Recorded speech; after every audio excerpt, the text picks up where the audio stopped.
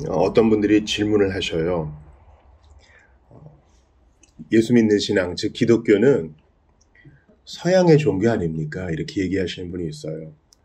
저도 처음 신앙생활 할 때 어른들께 이런 질타를 많이 받았습니다. 너는 한국 사람이 왜 서양 종교를 믿고 그러느냐? 공개적으로 질타하신 분도 계셔요. 그러나 여러분, 우리가 오해하지 말아야 될 게 예수님은 아시아 사람이세요. 그러니까 예수님은 유대인으로 오셨는데 구획으로 따지면 유대, 예루살렘, 이스라엘은 아시아에 속하죠.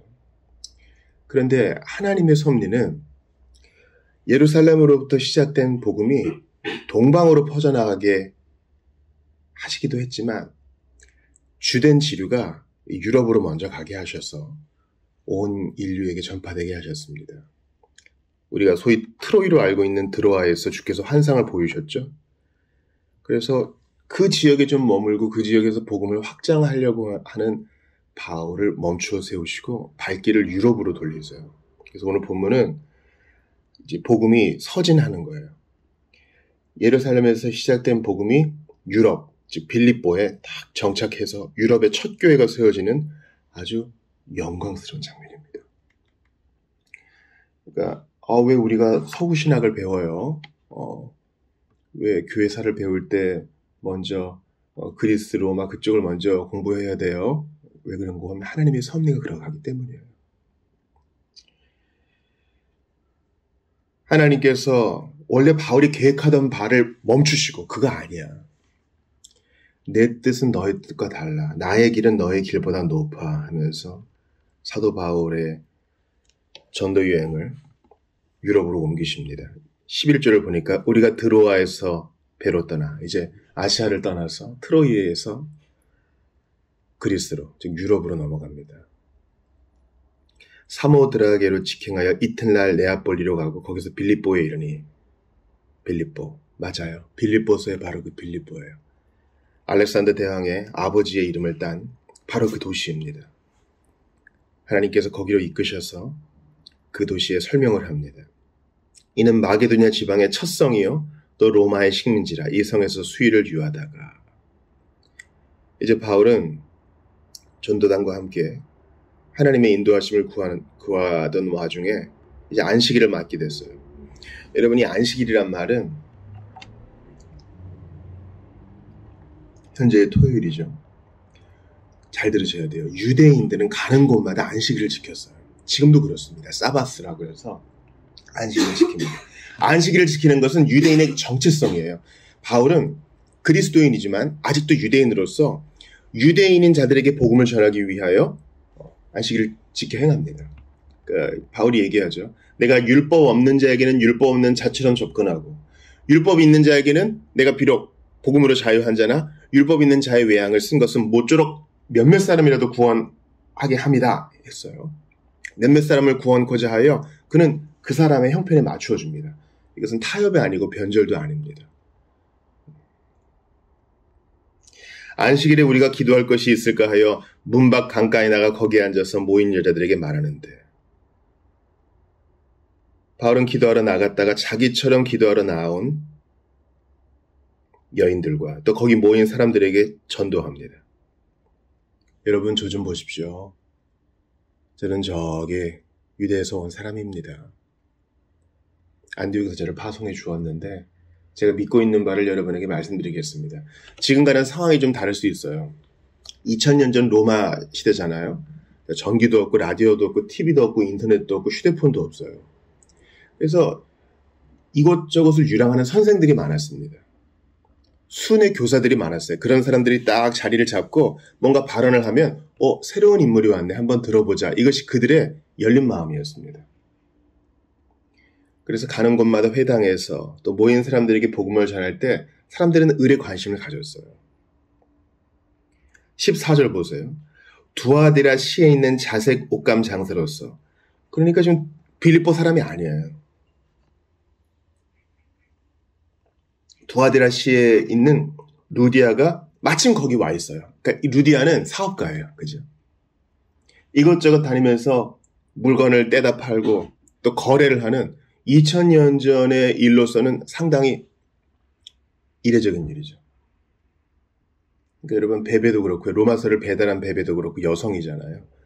주님 안에서는 남성 여성의 구별이 없어요. 모두가 다 주님 앞에 그 모양대로 쓰임 받는 겁니다.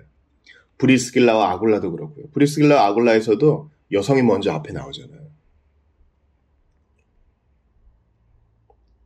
지금 이 빌립보는 유럽 최초의 교회라고 제가 말씀드렸어요. 이 영광스러운 시작을 장사하는 사람이 문을 열어요. 복되고 찬란한 유럽 교회. 물론 여러 가지 우여곡절이 있었지만 우리도 요즘도 유럽 가면 다들 교회 찍잖아요. 어쩌다 그런 풍토가 만들어졌어요. 그 시작에 루디아가 있다고 할 수 있어요. 이 루디아의 직업을 보니까 14절 보세요. 자색 옷감 장사라 그래요. 자색은요 보라색이죠. 예수님 처형당하실 때 로마 군인들이 입혔던 바로 그 자색 옷이에요. 왕과 귀족을 상징합니다. 그리고 보라색 염료는 당시에 매우 귀한 것이며 높은 직위에 있는 사람만 다룰 수 있는 것으로서 루디아는 꽤 수입이 있었던 전도 유망한 사업가였어요. 근데 그녀가 보세요. 하나님을 섬기고 있는 루디아라 그래요. 이미 하나님을 섬기고 있는데 왜 복음을 들어야 되고 회심해야 되죠? 맞아요. 여러분 과거에는요. 합리주의 세대에서는 무신론이 팽배했어요. 우리가 10대 때, 20대 때 불과 지금으로부터 2, 3년 전만 해도 한국 사회에는 무신론이 아주 팽배했습니다. 이건 이미 지나간 세대의 유럽과 미국도 마찬가지예요. 그런데 21세기 오고 세상이 달라지면서 모든 것을 다 용인하는 세대가 되었어요. 이것을 포스트 모더니즘이라고 합니다. 그러니까 신이 있어. 오케이, 있어. 너의 신도 있고 나의 신도 있어. 근데 그걸 절대적이라고 강요하지는 마. 이게 포스트 모더니즘의 중요한 사상입니다. 루디아는 하나님을 섬기되 유대인의 하나님을 알고는 있었어요. 베드로를 청한 백부장과 같습니다. 근데 복음이 제대로 뭔지는 몰라. 신심은 있어요. 하나님이 계시지. 높은 분이 계시지. 우리를 심판하시지. 우리가 잘하면 선을 행하시고 우리가 못하면 징계하시는 그런 분이 계시지. 분명히 계셔. 계셔야만 돼. 그러나 그 복음의 주체가 되시는 예수님에 대해 몰랐어요. 근데 14절 다시 보세요. 성경 전체에서 가장 중요하다고 할 수 있는 구절이에요. 누디아라 하는 한 여자가 여기요. 말을 듣고 있을 때 주께서 그 마음을 열어 바울의 그 말을 따르게 하신지라. 그 말은 복음이죠. 이제 이 여인이 이 복음의 주인공 되신 예수님에 대해 알게 됐어요. 그렇구나. 퍼즐이 맞춰진 거예요. 그렇구나. 예수님이셨구나. 이 복음이 가리키는 바가 예수님이셨구나. 이분을 믿으면 하나님과 아버지와 자녀의 관계가 되고 내 모든 죄가 사함받고 나는 모든 심판으로부터 자유로우며 주께서 나를 아신다 하는 복된 존재가 되는구나. 근데 보세요. 이 놀라운 일이 언제 일어나요? 듣고 있을 때. 복음을 듣고 있을 때. 그 교회는요. 플랜카드 붙여놓고 전도 집회하지 않고 모든 일상적인 예배와 모임이 전도 집회예요. 하나님 말씀이 전파되는 바로 그곳에서 변화가 일어납니다. 수련하는 사람을 보세요. 폭포 밑에서 또는 암자에 들어가서 자기를 학대하면서 변화가 일어나기를 기다리나 그것은 참된 변화가 아닙니다. 오직 하나님의 말씀이 설교되고 해설되고 낭독되는 그곳에서 변화가 일어나요. 다시 보세요. 그 말을 듣고 있을 때. 이걸 효과적인 부르심이라 그러는데 중생의 부르심, 회심의 부르심은 반드시 하나님 말씀과 연관돼야 돼요. 그러니 교회에 가입해야 됩니다. 이 교회에서 하나님 말씀이 전파되기 때문입니다. 우리가 돌아오는 주일에 부룬디 선교사님 모시는데 우리나라에도 일할 때가 많은데 왜 부룬디에 갑니까? 부룬디에서도 말씀이 전파될 때 믿고 돌아오는 자가 있을 것이기 때문에 주께서 주신 열린 마음으로 가족들과 가는 겁니다. 그래서 다시 한번 밑줄 치세요. 말을 듣고 있을 때 주께서 그 마음을 열어. 루디아뿐만 아니라 바울의 설교를 듣는 자들이 몇 명 있었을 거예요. 근데 오직 루디아에게만 그 마음을 열어주시고 믿게 하셨어요. 그 마음을 열어. 그 마음을 내가 연 게 아니라 주께서 그 마음을 열어주시는 거예요. 할렐루야. 이게 효과적 부르심이에요. 하나님 단독주의, 모노지즘이에요. 하나님의 주권, 서버런티예요. 나는 믿음이 없어. 나는 스스로를 변화시킬 능력이 없어. 그러나 말씀이 설교되는 그 자리에 나를 두면 주께서 그 마음을 열어주세요. 에티오피아 내시 보세요. 이사야서를 열심히 읽어도 빌립이 물어보니까 모른다 그러잖아요. 해설해 주는 자가 없으니 내가 어찌 알겠습니까? 빌립이 해설해 주니까 주께서 그 마음을 열어 믿게 하시고 바로 그 자리에서 세례 받잖아요. 그러니까 여러분, 이 단순한 원리를 잊지 마세요. 스스로 긍정적인 마음을 품고 스스로 좀 운동도 하고 스스로 자가치료도 받고 약물치료도 받지만 해결 안 되는 부분이요. 말씀이 설교되고 낭독되고 전파되는 그곳에 나를 위치시키면 주께서 그 마음을 열어 변화를 일으키세요. 할렐루야. 기분이 좋건 나쁘건 일이 잘 되건 안 되건 하나님 말씀이 나를 노출시키는 게 중요해요. 시간 지나면 나아질 거예요. 아닙니다. 하나님 말씀에 나를 노출시켜야 돼요. 거기에 치료하는 광선이 있고요. 거기에 변화시키는 힘이 있고요. 모든 어둠을 쫓아내는 빛이 있어요. 하나님의 말씀의 설교와 낭독의 말이죠. 주께서 그 마음을 열어 바울의 말을 따르게 하신지라. 이 놀라운 14절을 아예 통째로 외우십시오. 류제는 듣고 있었지만 어떤 놀라운 일이 벌어질지 몰랐어요. 그러나 계속 들었습니다. 그때 나도 모르는 사이에 주께서 그 마음을 여셔서 말씀을 믿게 하시고 나의 죄를 회개하게 하시고 예수를 영접하게 하셨습니다. 그리고 따르게 하신지라. 하나님 말씀을 순종케 했습니다. 그리고 이 놀라운 변화를 보세요. 어떤 시간적 간격이 없어요. 그와 그 집이 다 세례를 받고 그 집이니까 아이로부터 노인까지 다 있었을 거예요. 우리에게 청하여 이르되 만일 나를 주 믿는 자로 알거든 내 집에 들어와 유월하고 강건하여 머물게 아니라. 그래서 이 루디아의 집이 첫 번째 유럽 교회가 된 거예요. 보세요. 12주 교육과정을 거칩시다. 6개월 훈련을 거칩시다가 아니라 복음을 듣고 세례를 받으니까 바로 변화가 일어나요. 처음엔 잘 모르죠. 예수 믿다 보면 한 10년쯤 지나면 봉사할 거예요. 아닙니다. 복음은 능력이기 때문에 바로 그 순간 이 전도팀을 영접해요. 우리가 예수 믿으면요. 뭔가 하고 싶어져요. 그래서 하나님 나라의 복음 증진을 위해 기도라도 하고 싶고 오늘 안 보이는 사람을 위해 기도라도 하고 싶고 물질을 나누고 싶고 시간을 나누고 싶고 관심을 표하고 싶고 루디아는 참된 회심을 한 거예요.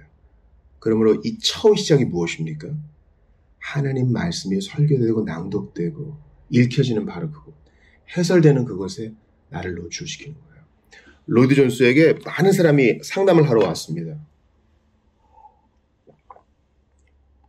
로이드 존스는 회중주의적 칼비니스트거든요.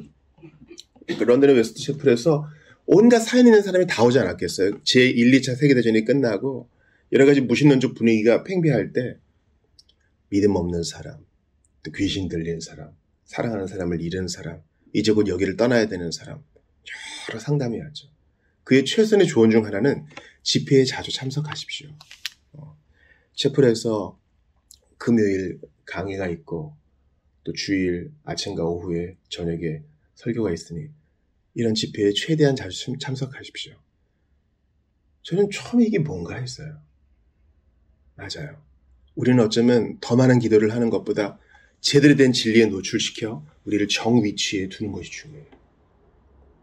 그 전까지 루디아도 기도 많이 하는 사람이었어요. 그러나 제대로 기도하지 못했습니다. 그러나 이제 진리를 듣고 하나님 말씀으로 말미암아 효과적인 부르심을 받아 예수를 영접하고 세례를 받게 되었으니 제대로 된 변화가 일어나는 거예요. 우리는 매일매일 진리로 우리 자신을 조정할 필요가 있습니다. 우리가 주일에 시편 119편 두 구절이나 나눴죠. 주의 말씀을 사모해 내가 헐떡인다 뿐만 아니라 주의 규례들을 말씀을 사모해서 내가 7번 주님을 찬양한다 그래요. 7번은 꽉 찬수입니다. 하나님 말씀을 강조하는 시편 119편이 7번을 강조하니 우리도 때마다 시마다 하나님 앞에 우리 자신을 노출시킵시다. 그렇게 안 하면 기드온처럼 돼요. 무슨 특별한 일이 없어도 기드온처럼 된다고요. 복수하고 미워하고 안갚음하고 교만하고 위선을 떨게 됩니다. 왕 안 해요. 하지만 사실은 왕하고 있는 거예요. 적극적으로 죄를 안 짓고 소극적으로 죄를 피하고 이게 아니라 열렬히 하나님 말씀을 찾는 것. 내키든 안 내키든 하나님 말씀에 나를 노출시키는 것이 참된 변화의 시작임을 기억하며 오늘도 주님 앞에 나아가는 우리 모두가 되시기를 주의 이름으로 축원합니다.